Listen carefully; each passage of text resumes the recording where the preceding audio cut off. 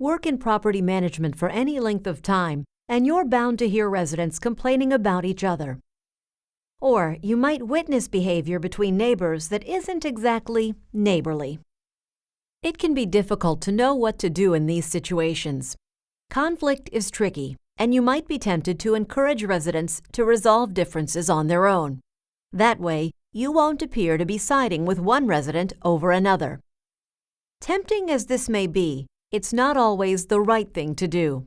This is because the Department of Housing and Urban Development, HUD, has ruled that housing providers may be liable for harassing behavior committed by third parties.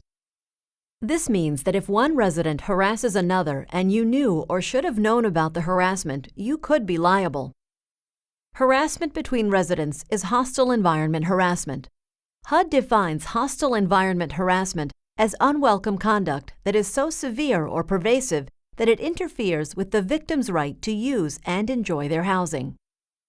Hostile environment harassment includes name-calling, threats, vandalism, intimidation, bullying, or other unwanted behavior on the basis of a resident's protected class. HUD expects housing providers to stop harassment happening at their communities. It's a big responsibility. What should you do? If a resident comes to you with a complaint of harassing behavior, take it seriously. Don't say, "Oh, I'm sure they're just teasing," or "You might be a little too sensitive," or try to ignore it. Remember, a resident doesn't have to come to you with a complaint. If you witness harassing behavior, you have just as much responsibility to stop it as if the resident had come to you themselves.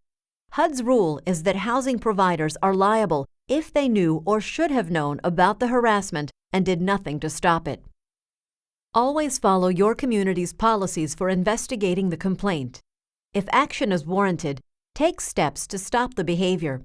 This might include speaking with the harasser to let them know that the behavior will not be tolerated, evicting the harasser, or moving the victim to a different apartment. Not every conflict between residents rises to the level of harassment, but when it does, you must take action. If you look the other way, you can be held liable.